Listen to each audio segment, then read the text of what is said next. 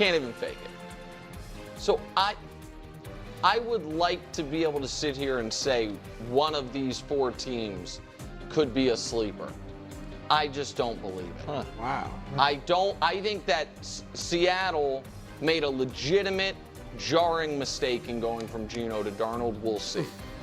It is not the reports out of the Colts camp that Daniel Jones and Anthony Richardson are neck and neck in the quarterback competition, and it's not because Anthony Richardson came back a lot better. That's a little disappointing. Yes. And I think the Falcons are going to have real troubles defensively, and I am cautiously, I guess, optimistic about Penix, but we need to see more. And I think the Panthers, last year, they got some attaboys, but I still think they have a ton of holes, even though I like Tet McMillan. All right, now to, 25 teams that I think there's a little more reason for optimism for. Something to like. It's the 2 New York teams. So with the Giants, it's very simple. The reports out of training camp are so overwhelmingly positive for Abdul Carter, and that he is, the latest report I read was he looks markedly better than Burns and Thibodeau. And now you can maybe say Thibodeau, hasn't quite lived up to the top 5 billing, but Burns is an excellent player, and Carter's been their best guy. You add the fact that they already have a great first team or all-pro D tackle. Could they have the best defensive line in the NFL? Wow. Could they? And if they, is that alone enough to raise your floor to a place we haven't seen with the Giants in a couple years? And every Jets player that gets interviewed is like, man, it's amazing a difference having a coach can make.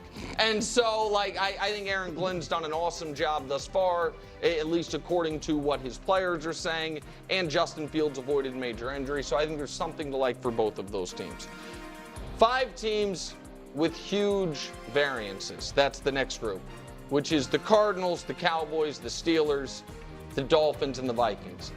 I feel like you could make a case for 5-12 through 12-5 for these 5 teams. Now, for the Cardinals, Jonathan Gannon finally gets the defense going. Marvin Harrison, a big year 2. Kyler puts together a full season.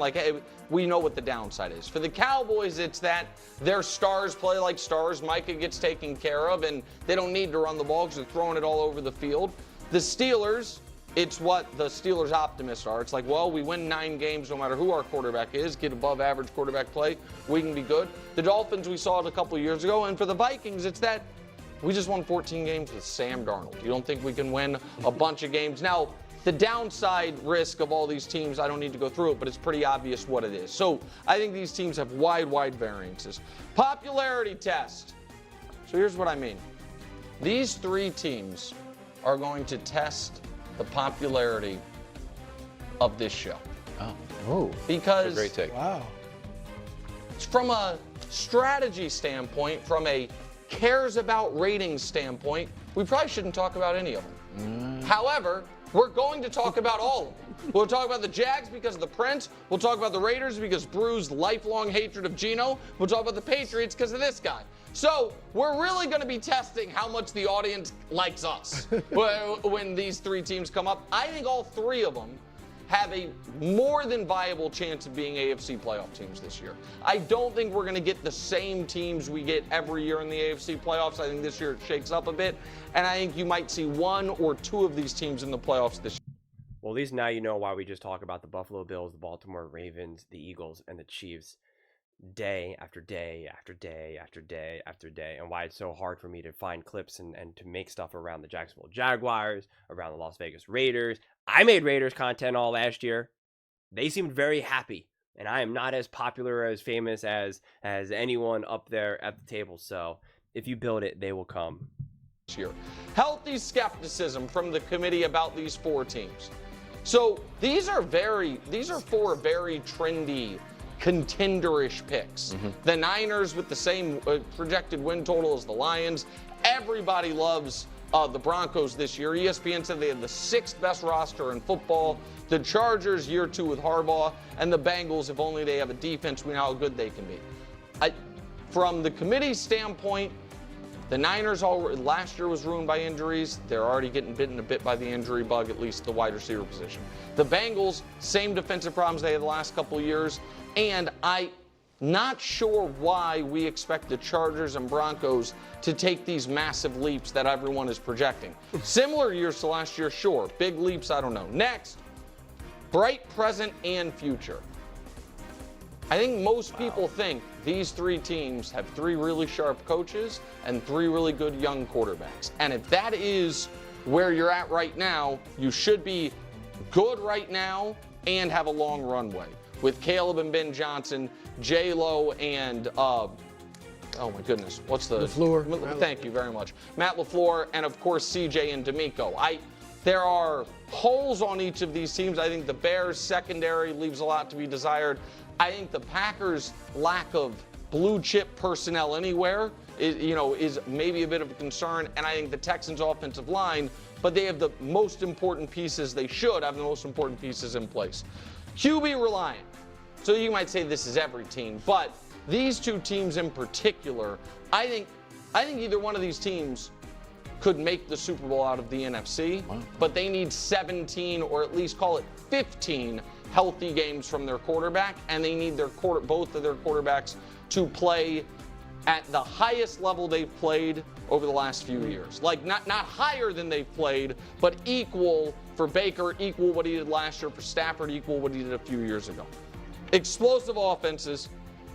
I don't think the Lions in Washington are going to be able to, let me rephrase it. I do think they are going to have to beat teams the way they beat them last year, mostly outscoring them. Now, the Lions defense should be a little healthier, but the loss of Aaron Glenn is obviously significant.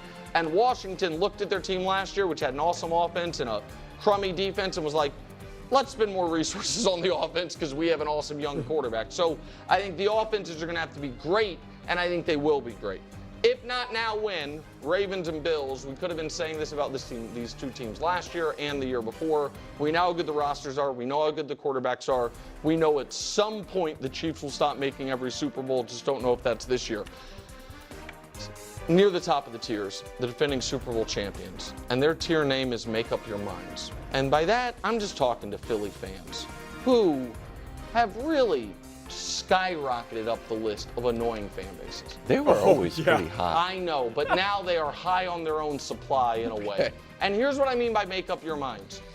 You cannot simultaneously be yelling at sports, TV, and radio and podcast personalities this is what they will argue. You guys are not giving Jalen Hurts enough credit for everything he's done and arguably being a top 3 quarterback in this league. Here's the other thing they're yelling. We have the best offensive line, the best receivers, the best defense, the best running back, the best everything. You got to pick. You can't have the best roster everywhere and also your quarterback is wildly underrated. Okay. I had to just make a separate video about what Nick just said about the Philadelphia Eagles. So, this is probably going to be somewhat choppy. You'll have to just run with it, I suppose. But pretty much everything that Nick Wright said about the Philadelphia Eagles and the fans and that is just hilariously absurd because you can literally say that you're talking about the Kansas City Chiefs fans right now. So miss me with that nonsense. I'm not going to go on the whole rant again. That'll be a separate video that I'm just going to post tomorrow. But I'm going to keep it about all of these teams because that was just ridiculous. That really was. So be on the lookout for that separate video because it's the definition of insanity, boys and girls. It's the definition of insanity.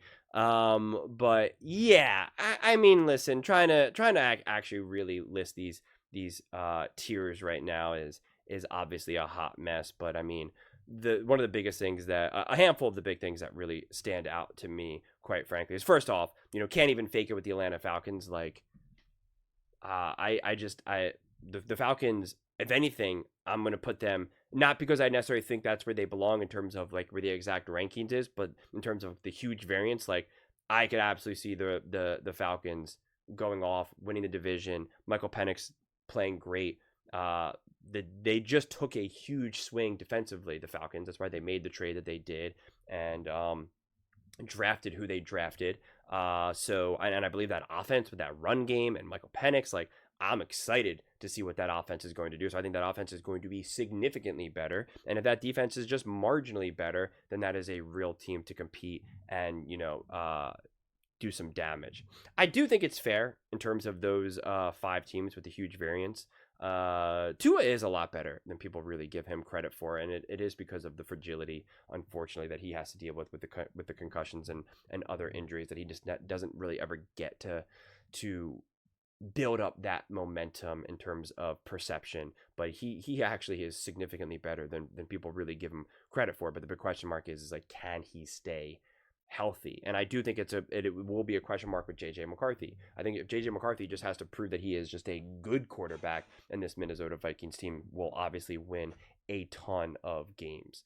I already talked about the popularity test with the Jacksonville Jaguars, the Raiders, and the Patriots. Like, we can talk about those teams. It'll be okay, and if you talk about them with enough regularity, well, then more people become interested in them, right? And you give them reasons why you should pay attention to them. Most people don't watch every single game, and they're not as dialed in, and they rely on these shows to be told how to feel about something. Like, that's how I used to be, before I obviously really kind of went all in and stuff. And like, I was just like, I don't, also, like, I didn't have access to, right? It also depends on what time of my life that we're talking about, because like, you didn't have access to all of these games or extended highlights or anything like that. So it was like, I don't know how good a team, like an Arizona Cardinals or whatever it is, because like, I can't watch them. I can only watch the games that are in front of me, and at best I can see 2 minute, a 2 minute highlight clip of the game. And it's just like, so I don't know. So you rely on these shows to be like, hey, this quarterback is really good, this coach is really good, like, this team is coming, this team is good, they're successful, but whatever it may be, they're real contenders, and you have a reliance. We have a lot less of that now because of the access that we have right now, with being able to watch all the replays, all 22, like all that type of stuff, podcast, local stuff, like now, once upon a time it was hard just to hear, you never really had access to like any local, like someone else's local, right? Like, I didn't have easy access to Jacksonville Jaguars content that was created by actual people in Jacksonville. Now it's a lot easier to kind of get to that. So it's a little bit different, but there's still a reliance on these shows to kind of offer you context as to why, a team like the Jaguars, if they're 5-1, or why the Raiders should be optimistic. Like, there definitely still is a reliance on that. But like, if you talk about them enough and give them a good enough reason why we should care about some of these other teams that maybe weren't historically popular, then people will start to like them more. But also, it's a kind of nonsense, because a team like the Raiders are a massive fan base that are so hungry to have them being discussed about them. So I totally 100% disagree with that. And I know that from firsthand experience, from literally making the videos and seeing the conversations, how they unfold, the views, all that type of stuff. So I really will push back on that. To say healthy skepticism for these 4 teams is insane to me. It should be healthy optimism for these 4 teams. The 49ers, yeah, I understand they're still kind of potentially dealing with the injuries and whatnot. So we do just kind of have to wait and see for that. But they were obviously decimated with injuries last year. And I guess every other team is allowed to have, the excuses for injuries except for the 49ers, because we just don't like Brock Purdy. I guess that makes sense. I guess also every other team can take a big step forward or improve, but not the Chargers, not the Broncos, and not the Bengals, because I guess that also makes sense, because we just don't like those teams or quarterbacks either. Like, the run game should be light years better for both the Broncos and the Chargers. Light years better. Bo Nix is no longer a rookie. He should be a better quarterback now. Like, it's going to be year 2 with Harbaugh there now. So I'm confused why we're just like, we can't accept that they're going to be better. Also, again, the Broncos, the defensive moves that they've made this offseason have the potential to be absolute grand slams. If Dre Greenlaw can stay healthy, can be massive. Massive. You can make the argument that if Greenlaw doesn't get injured in the Super Bowl, the 49ers win, right? That's not that big of a reach. And the Bengals, they do. They just need the slightest improvement on defense. They just literally need just to not be the worst defense in the NFL. That's all they need. If they're just even remotely average, remotely average, they could have won like 15 games. I mean, seriously, Joe Burrow played out of his mind. That offense played out of his mind. I already did all of the deep dives on that. All you do is just need the slightest bit of competency on defense, and the swing of the quality of team that you will have is just the definition of whiplash.